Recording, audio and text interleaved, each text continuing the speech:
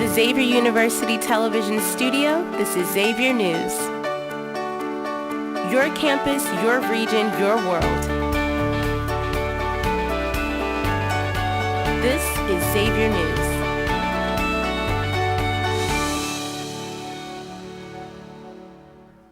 Good afternoon, everyone. Today is Friday, February 20th. My name is Topher Smith. And my name is Owen Gorsuch. Welcome back to Xavier News.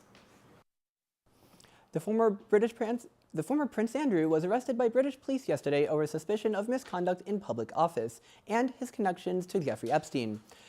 He has been released under investigation after being detained for over 10 hours, meaning he has not been charged, but he is not necessarily free.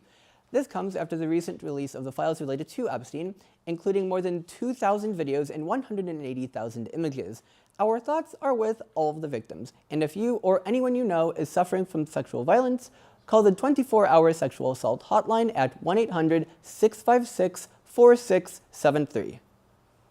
Today's show reporter, Savannah Guthrie's mother, has been missing now for over 2.5 weeks.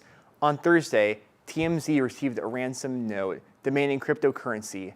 The FBI is now communicating with Mexican authorities, expanding the search past Tucson, Arizona, where Nancy was last seen.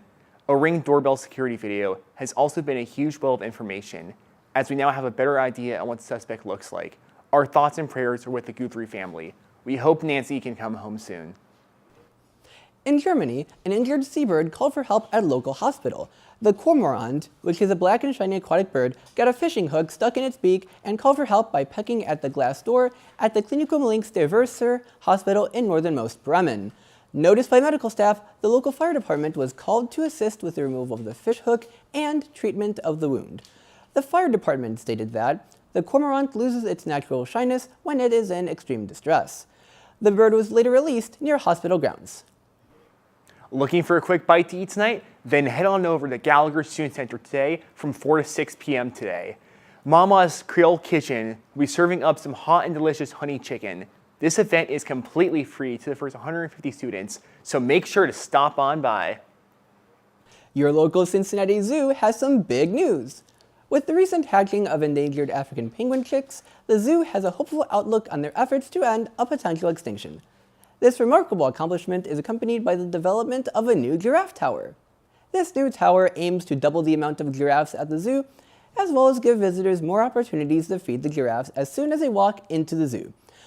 While there is no public timeline for the opening of the tower, expect more developments to come as this, pun intended, tall order progresses. The world-famous chef, Makoto Okuwa, is planning to open a new restaurant right here in Cincinnati. Suzu is planned to be the latest big-name addition to Madisonville's Madison Square, serving contemporary Japanese food to over 200 guests, dining inside or outside, and at the cocktail bar. Suzu will also house a private dining room dubbed the Tea Room, but the main attraction will be Suzu None, an Edo-style omakase counter serving traditional Japanese sushi. Development is well underway, with doors set to open this coming May. Don't leave just yet. We will be right back with more captivating stories. Our Question of the Week team asked students what their go-to food is when they're sick. Let's see what they said.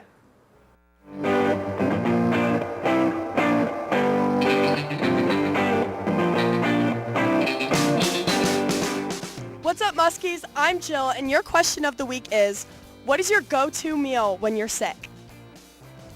All right, I'm here with Rory, and our question is, what is your go-to comfort food when you're sick? Chick-fil-A. I'm here with Johan.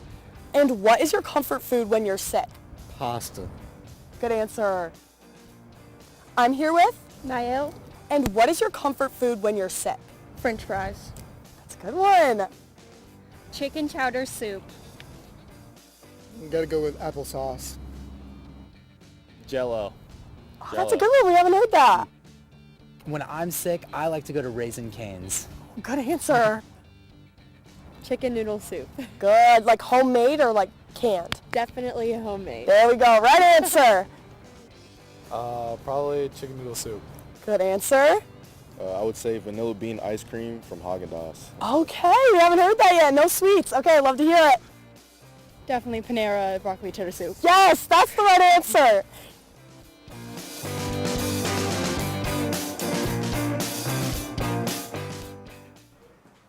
So Topher, what is your favorite food to have while sick? Well, usually I just go with a simple peanut butter and crackers. What about you, Owen? Well, for me, I like a good cup of soup. Sounds nice.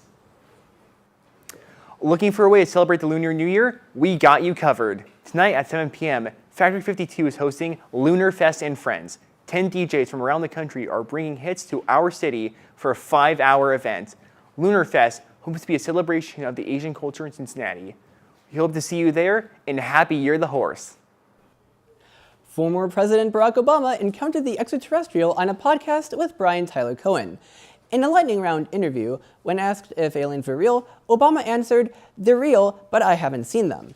This obviously bewildered Americans, which led Obama to clarify his statement on Instagram. The former president said, "Statistically, the universe is so vast that the odds are good that there's life out there." He then added that he, quote, "saw no evidence during my presidency that extraterrestrials have made contact with us, really," end quote. Attention Xavier filmmakers. This year's College Movie Festival theme has been announced. The official theme? Shit show. This open theme will surely give creative liberty to all 20 teams participating.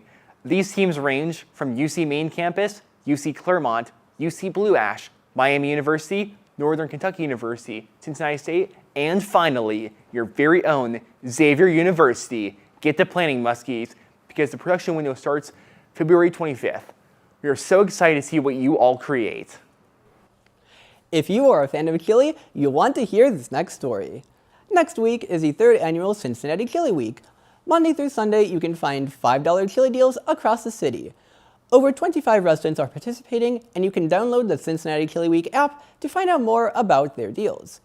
You can also use the app to earn points and win prizes for the chili you eat.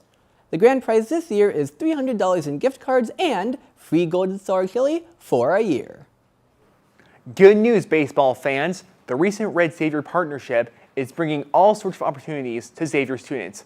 Be sure to take advantage of the Xavier University Pass for just $29.99.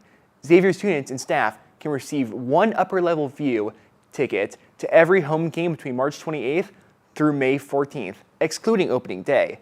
This deal is incredible, considering average ticket prices for one game rounded up to about $26 last season. This is not an opportunity you want to miss out on. For more information, visit mlb.com/reds/tickets/Xavier Pass, or just look up Red Xavier Pass.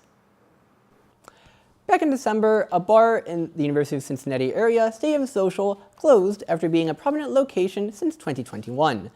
The owner of the bar, Scott Sosnowski, has plans to rebrand the bar to a country bourbon bar. When asked why he decided to change it, he said that he was looking to attract an older crowd for those coming into the area for sporting events and concerts. The bar will feature DJs and live music inspired by the Nashville nightlife. Sosnowski has yet to give the bar its new southern name or official reopening date, but stay tuned for more information. Hot off the press, the Broadcast Education Association has announced its winners from their Festival of Media Arts competition. Xavier students won awards in 2 separate categories. In the Animation, Experimental, Mixed Group category, a group of DIF students won an award of excellence for their musical film Time to Go. These students include Kylie McMahon, Theo Ham, Josie Petrick, Bryson Payne, Jaden Reyes, Dylan Grinko, and Josh Green.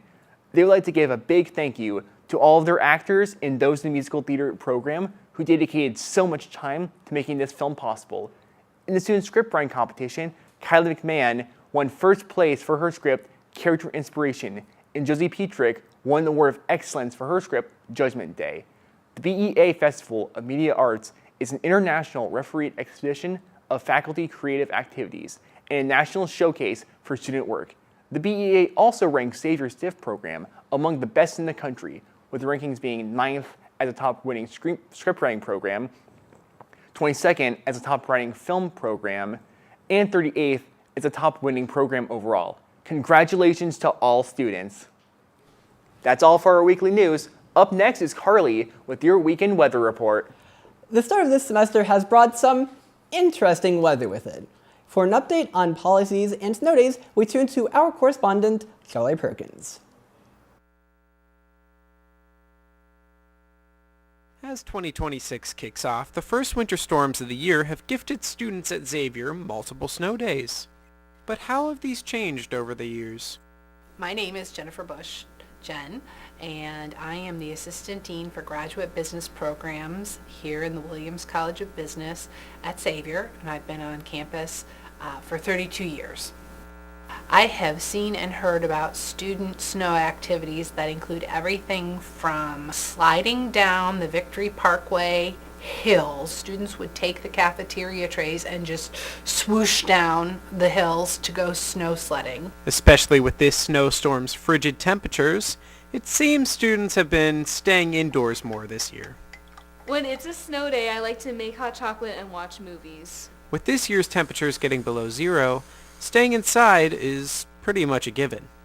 However, thanks to recent developments, students aren't as safe from schoolwork as they might have been in the past.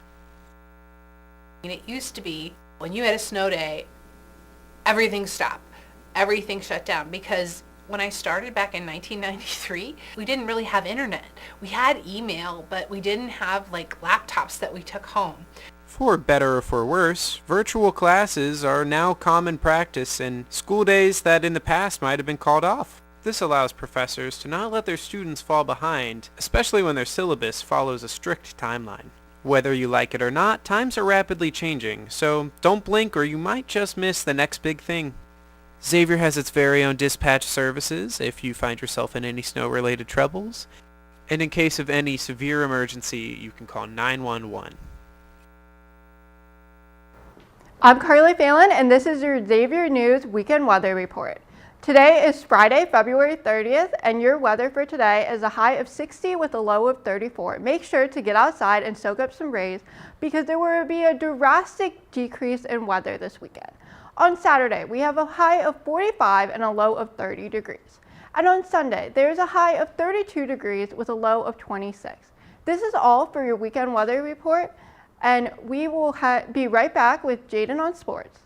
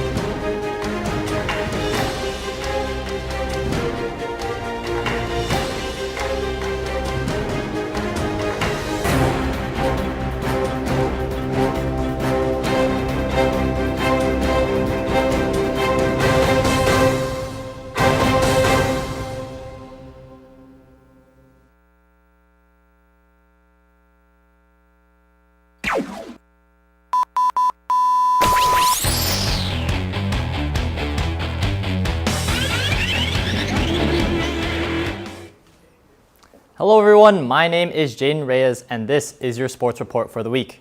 Starting with the Olympics, yesterday was a huge medal day for the United States, with women's hockey beating Canada in the finals to secure gold for just the third time in team history.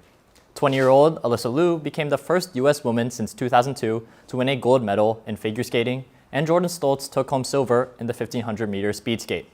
Moving to a more local setting, the Cincinnati Reds are starting spring training tomorrow against the Cleveland Guardians, with notable additions such as relief pitchers Brock Burke, Caleb Ferguson, and the return of third baseman Eugenio Suarez. The Reds are looking to return to the playoffs again this season.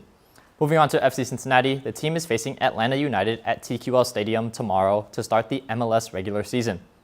Now on to Xavier Sports. The men's basketball team looks to get back into the win column after a tough 3-point loss to Villanova.